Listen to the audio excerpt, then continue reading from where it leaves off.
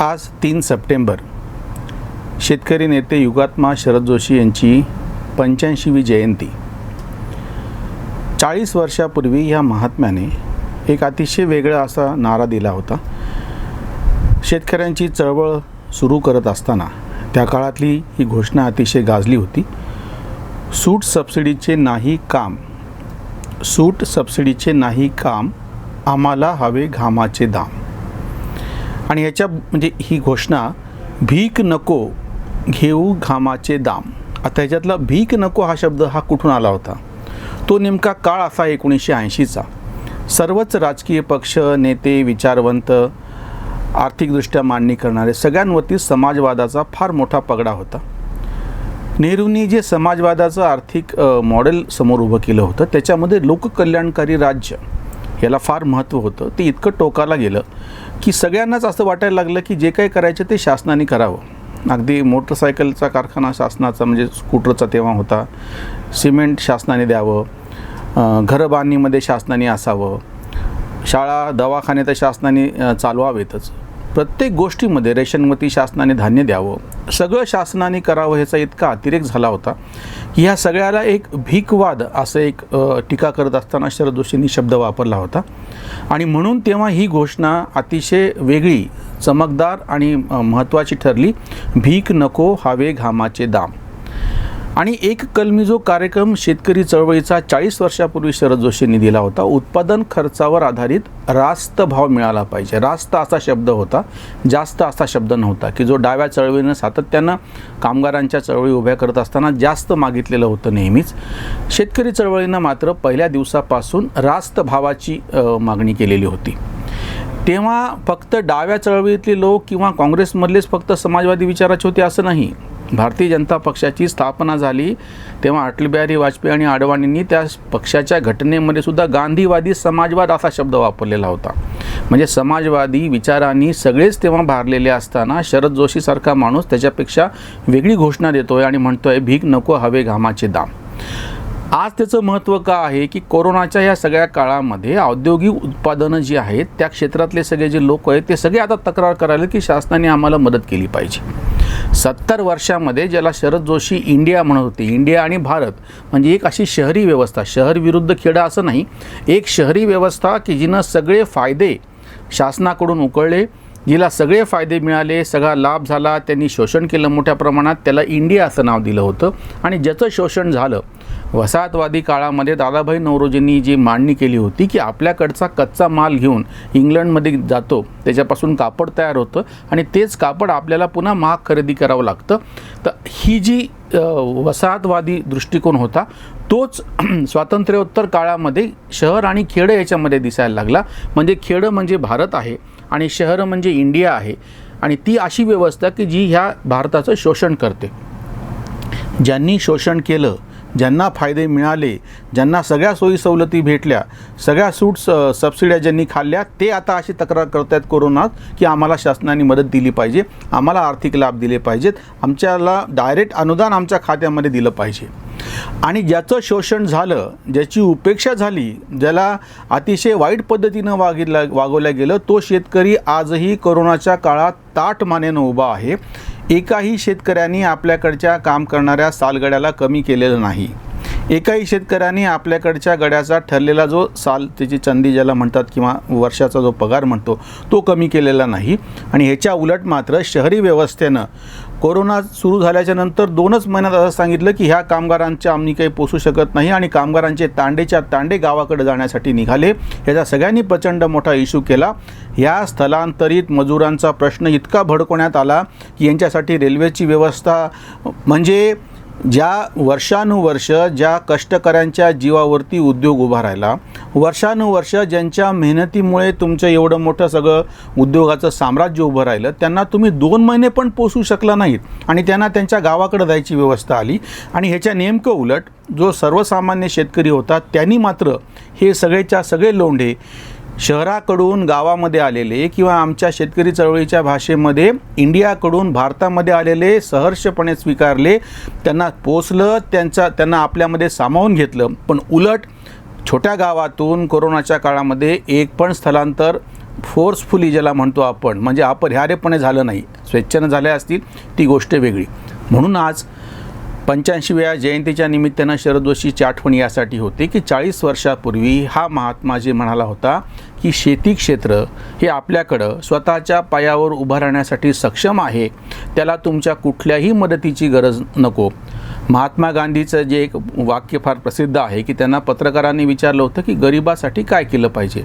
महात्मा गांधी म्हणले, सगळ्यात पहिले तुम्ही गरिबाच्या छातीवरून उठा आणि गरिबी वाढवण्यासाठी जे काय चालू ते थांबवा, गरिबी आपोआप दूर होईल. त्या पद्धतीनं शेतकऱ्यांच्यासाठीची मांडणी शरद जोशींनी अशी केली होती. तुम्ही शेतकऱ्याला तर काही देतच नाहीत, शेतकऱ्यांचं तुम्ही शोषणच करता, पण शेतकऱ्याच्या नावाखाली जे काही तुमचं सगळं चालू आहे, शेतकऱ्याला लुटण्याचा जो सगळा कारभार आणि जी सगळी व्यवस्था तुम्ही उभी केलेली आहे ती थांबवा. शेतकऱ्याचं आपोआप भलं होईल. आणि इतकंच नाही, शेतकरी स्वतःबरोबर देशाचं पण भलं करेल. आज GDP कोसळलेला आहे, उद्योग व्यवसायांमध्ये तूट आलेली आहे, सर्व्हिस इंडस्ट्री सेवा क्षेत्र हे रडत राहूसारखं झालेलं आहे आणि हे सगळे शासनाकडे हात पसरत आहेत. या कठीण काळात फक्त शेतकरी असा आहे की जो स्वाभिमानाने उभा आहे. खरीपाच्या हंगामात भारतात मागच्या वर्षीपेक्षा आणि त्याच्या आदल्या वर्षीपेक्षा 1.25 पट जास्त पेरणी झालेली आहे. अपेक्षा अशी आहे, पाऊस काळ तर चांगला राहिलेलाच आहे, की खरीपाचं उत्पादन फार मोठ्या प्रमाणात आणि बंपर क्रॉप ज्याला म्हणतो असं येण्याची शक्यता आहे. या क्षेत्रामध्ये काम करणारे जे मजूर आहेत त्या सगळ्या मजुरांना काम देण्याची व्यवस्था या शेतीनं केली आहे. बाहेरच्या देशामध्ये आणि आपल्या देशामध्ये फरक असा आहे, युरोप, अमेरिका, ऑस्ट्रेलिया, जपान या सगळ्या ठिकाणी शेतीवरती अवलंबून असलेली लोकसंख्या ही जेमतेम 5-7 ते 8-9% इतकी आहे. भारत हा एकच देश असा आहे की जिथं सगळ्यात जास्त 60% लोक शेतीवरती अवलंबून आहेत आणि एकूण GDPमध्ये शेतीचा वाटा फक्त 13% आहे. हा 13% वाटा नैसर्गिकरित्या जर असला असता त्याच्याबद्दल तक्रार कोणी केली नसती. सातत्यानं शरद जोशींनी शेतकरी संघटनेच्या माध्यमातून हे सांगितलं होतं की बाहेरच्या जर देशामध्ये स्वस्त उत्पादन होत असेल अन्नधान्याचं तर ते तुम्ही खुशाल आयात करा, आमचा विरोध नाही. आमचा शेतकरी जगावा म्हणून आमचं धान्य, आमचं उत्पादन तुम्ही महागडं खरेदी करा असं कधीही आमचं म्हणणं नाही. पण जर बाहेरच्या देशातला माल तुम्ही महाग खरेदी करून डम्पिंग करून आमच्या शेतकऱ्याला मारण्यासाठी म्हणून इथं स्वस्तात विकणं असाल तर आमचा विरोध आहे. आज परिस्थिती अशी आहे की आपले सगळे औद्योगिक क्षेत्रातले मोठे मोठे जायंट्स ज्याला आपण म्हणतो हे सगळे आज रडकुंडीला आलेले आहेत. आपल्या देशाला बाहेरच्या देशाशी व्यापार करून जर काही परकीय चलन मिळवायचं असेल तर ह्या सगळ्यांना काहीतरी प्रोत्साहन दिल्याशिवाय हे म्हणजे ह्यांनी मुळातच ह्यांचे जे काही उत्पादनं आहेत हे काही फार स्वतंत्रपणे आणि फार अभ्यास करून केलेले असं नाही. बाहेरचं तंत्रज्ञान चोरून मारून आणलेलं, की ज्याला एक फार चांगला शब्द शरद जोशींनी वापरला होता, चैत्रगौरीची कारखानदारी. चैत्रगौर आपल्याकडे असते आणि त्या गौरी पुढं मांडण्यासाठी आपल्याकडं काही नसेल तर आजूबाजूला काहीतरी गोळा करतो, शेजारणीची काहीतरी चांगली साडी चादर वगैरे आणून त्याचा देखावा उभा करतो आणि तात्पुरता म्हणजे त्या दिवसा हळदी कुंकापुरतं ते सगळं देखावा केलेला असतो. त्या पद्धतीची आपली कारखानदारी होती की बाहेरचं तंत्रज्ञान चोरलेलं आहे, आपण अभ्यास केलेला नाही, त्याच्यावरती आपलं स्वतंत्र असं संशोधन नाही आणि तयार केलेलं उत्पादन परत बाहेर जर विकायचं म्हणजे पुन्हा जगाच्या बाजारपेठेमध्ये द्यायचं असेल तर आपण परत सरकारच्या गळ्यावर जाऊन पडतो की तुम्ही आम्हाला याच्या निर्यातीसाठी प्रोत्साहन द्या, निर्यातीसाठी अनुदान द्या. शेती ही एकमेव अशी गोष्ट अजूनही आहे की जी म्हणते की तुम्ही आम्हाला फक्त मोकळं ठेवा. जगाच्या बाजारामध्ये आपले जे बाजारभाव आहेत शेतमालाचे ते पडते राहतील अशी जाणीवपूर्वक व्यवस्था तयार केली. आत्ताच दिवंगत झालेले भारतरत्न आपले राष्ट्रपती आणि तेव्हा अर्थमंत्री राहिलेले डंकेलच्या काळात परराष्ट्र खातं असे मोठे मोठे खाते ज्यांनी सांभाळले ते प्रणव मुखर्जी यांनी डंकेलवरच्या सह्या करत असताना शासनाच्या वतीनं अधिकृतरित्या असं कबूल केलं आहे की जगाच्या बाजारामध्ये शेतमालाचा उत्पादनाचा जो भाव असतो त्याच्यापेक्षा उणे 78%, उणे 72% इतकी आम्ही उणे सबसिडी म्हणजे जर 100 रुपये आपल्या भारतातल्या एखाद्या शेतमालाला जगाच्या बाजारपेठेमध्ये मिळायला पाहिजे होते तर आम्ही व्यवस्था अशी केली की तिथे त्याला फक्त 28 रुपये भेटले. ही उणे सबसिडीची लूट आम्ही शेतीची केलेली आहे, ही कबुली कागदपत्रे दिलेली आहे.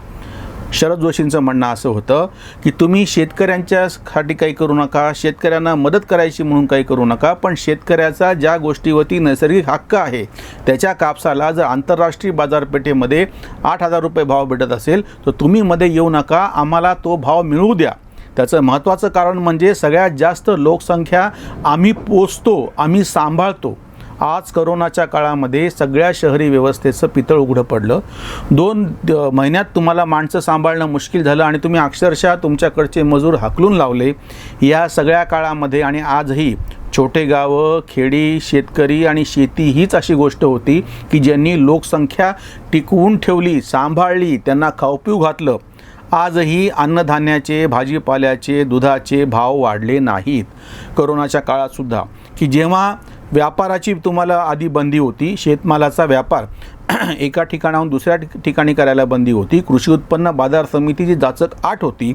करोनाच्या काळात ती शिथिल करावी लागली, आता तर ती काढून टाकली आणि शेतकऱ्यांनी हे सिद्ध केलं की आम्ही ग्राहकांपर्यंत अतिशय चांगला शेतमाल, भाज्या, फळं हे सगळं पोहोचू शकतो. फक्त मध्ये तुमचा जो अडथळा आहे तो नको.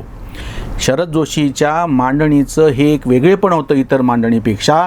इतर सगळ्या चळवळी असं सांगायच्या की समजा एखादी ऑटोवाल्यांची युनियन आहे, ऑटो रिक्षावाल्यांची, त्यांच्या मागण्या अशा असायच्या की सर्वसामान्य लोकांचं काही हो, आम्हाला इतकी विशिष्ट रुपये त्याची किंमत मिळाली पाहिजे. कामगारांच्या मागण्या अशा असायच्या की आम्हाला इतका बोनस आणि भत्ता मिळाला पाहिजे.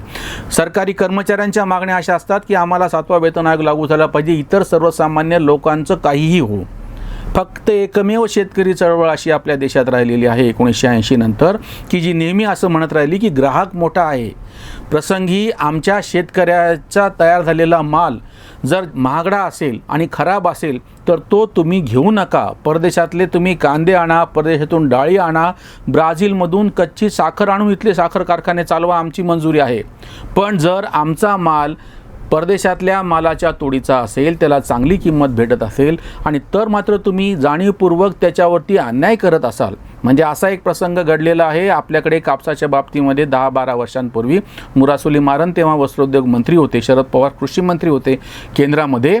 भारतातल्या कापड उद्योग जगावा म्हणून आपल्याकडच्या कापसाला निर्यातबंदी केल्या गेली.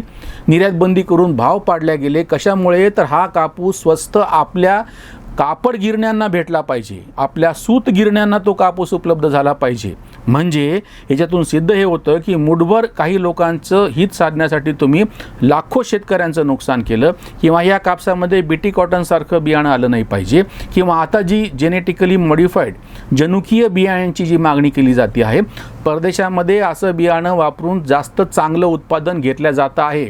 त्याच्यावरती शास्त्रीय संशोधन पण झालेलं आहे आणि आपल्याकडं मात्र असं कुठलंही संशोधन होऊ न देता, त्याचे परिणाम बाहेर येऊ न देता त्यावर बंदी घातल्या जाते. आज शरद जोशींची 85व्या जयंतीच्या निमित्तानं असं म्हणावं वाटतं की शरद जोशी तुमची तीव्र आठवण आज, कारण की शेतकरीच राखतो आहे देशाची लाज, शेतकरीच राखतो आहे देशाची लाज. नमस्कार, मी आहे सुशील कुलकर्णी आणि आपण पाहत आहात अॅनालायझर न्यूज. अॅनालायझरला लाईक आणि सबस्क्राईब करायला विसरू नका. सबस्क्राईबचं बटन नक्की दाबा आणि त्यासोबत बेल आयकॉन दाबायला विसरू नका. अॅनालायझरच्या बातम्या आपल्यापर्यंत पोहोचत राहतील.